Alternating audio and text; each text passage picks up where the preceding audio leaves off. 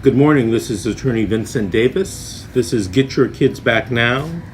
This show is dedicated to keeping families together and fighting CPS and DCFS social workers. A secondary purpose of this show is to educate parents and relatives, or to at least show them where to get the necessary information for their fight.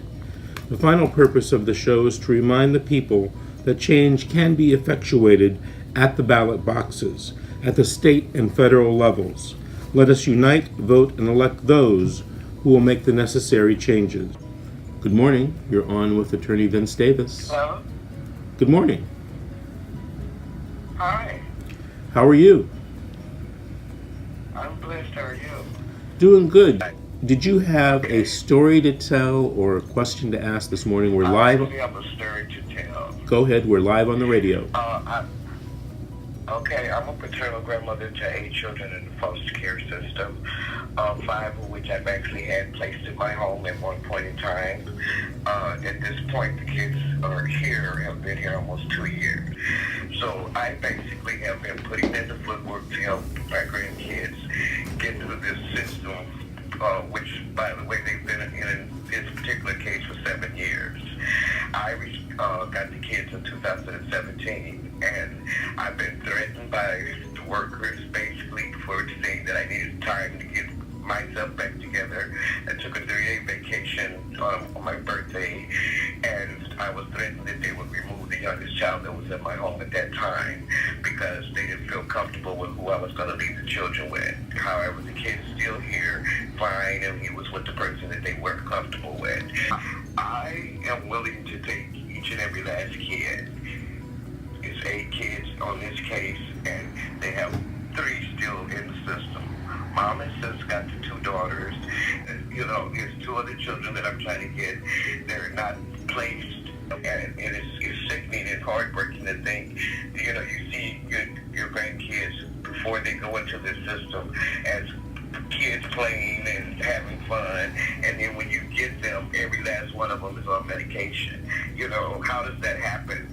When, they were normal kids when they went in, and then all of a sudden everybody's taking a pill, So it's just a lot going on with this case, and I can talk forever, telling you stories that's going to happen, but at the end of the day, I was seeking someone that could help me try to figure out what I need to do, because now the case is coming to a close, and they're not trying to place the 2 younger kids with me because they're not my my biological grandkids. But there is one here that's already not my biological grandkid. He's doing fine, and he's got his services. He's in school. He's talking now. He couldn't even talk when he came to my home. So I don't understand what the problem is as far as that part goes. If I'm willing to take them, why can't I get them? I have adequate space for them.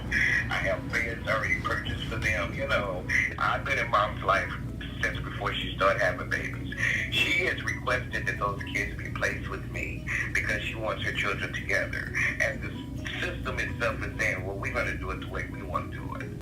So you want to get, your number one concern right now is to getting 2 of the grandchildren who are not biologically your grandchildren placed with you, so that they'll be with all the siblings and the mother supports that. Is Yes. that okay? So let me tell you how to do that. Do you have a pen and a piece of paper?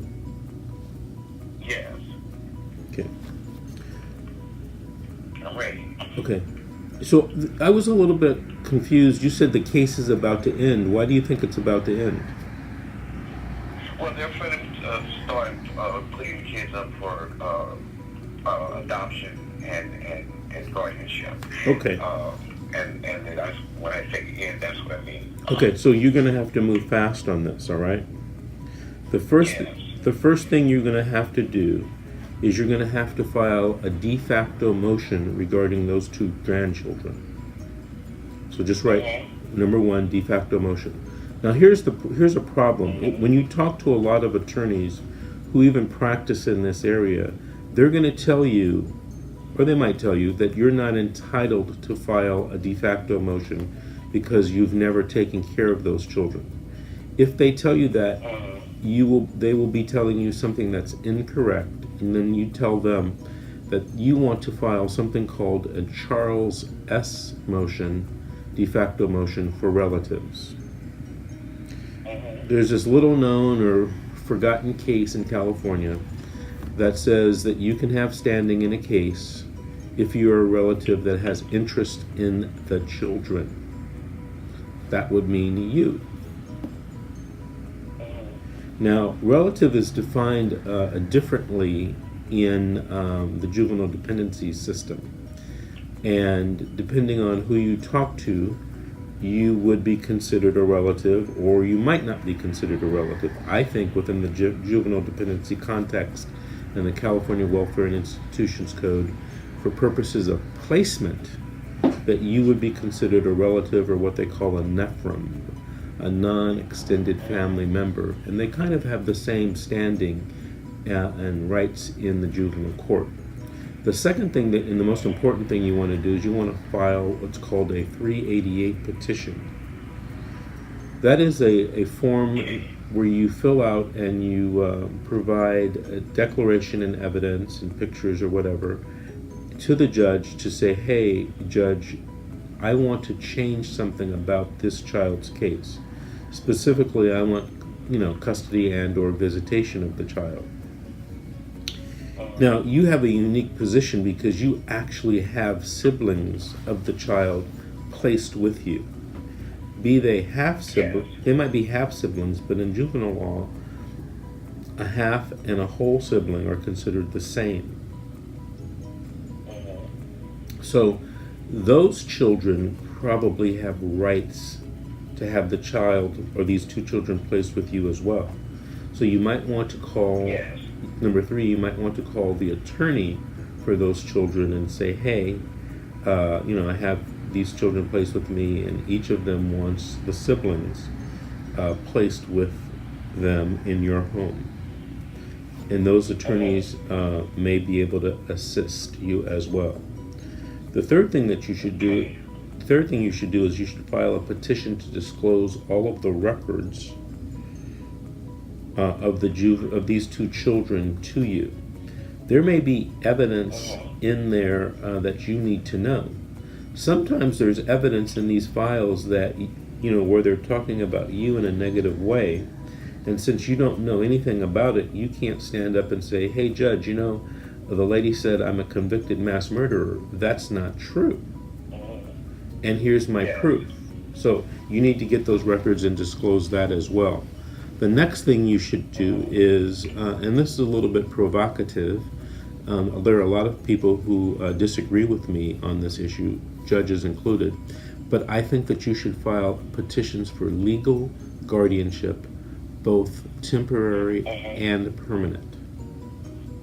In my opinion, that triggers a lot of other things that I think will be helpful for you in getting the children placed with you and or getting visitation with you. The final thing that you or any relative can file, and it's very simple, although I haven't seen any hearings regarding it, and I haven't really seen anybody address this in the courtroom because it's so unusual, and I don't think most people know about it. It's called a JV-285. JV-285, if you Google it, and you're in California, the form will come up. And it's a very simple formula to be filled out by non-attorneys, one of the few forms that can be filled out by non-attorneys, in my opinion. It informs the judge of everything you want with respect to that particular child. Okay? So I don't have the form in front of me, but just Google it. The form will come up. And usually a fillable PDF will appear on when you click it on the internet, and you can just fill it out and send it in. Okay, you got to file it, keep a copy with you, proof that you filed it. But those are all of the things that you need to do. Now, notwithstanding the last thing I said, that you could do that on your own, I don't suggest that you do any of the other things on your own. I suggest that you find a lawyer that can help you, because a lot of these things need to be filled out by lawyers, because they're familiar with the rules of evidence, they're familiar with the rules of civil procedure, the local rules, and the rules that control juvenile dependency, let's not forget it is the Los Angeles or whatever county you're in. You might be able to get a court-appointed lawyer, but if you're not, you're going to have to hire one. And if you can't afford to hire one to do everything for you, at least talk to someone and consult with someone, or hire them, on a consulting basis, so that they can assist you in preparing these papers. Now, here's the thing. Here's a little trick. If you're granted a hearing on these things that I've told you to file, you're going to definitely need a lawyer unless you have some type of legal experience and are familiar with procedure and evidentiary rules in the Superior Court of California in juvenile dependency cases.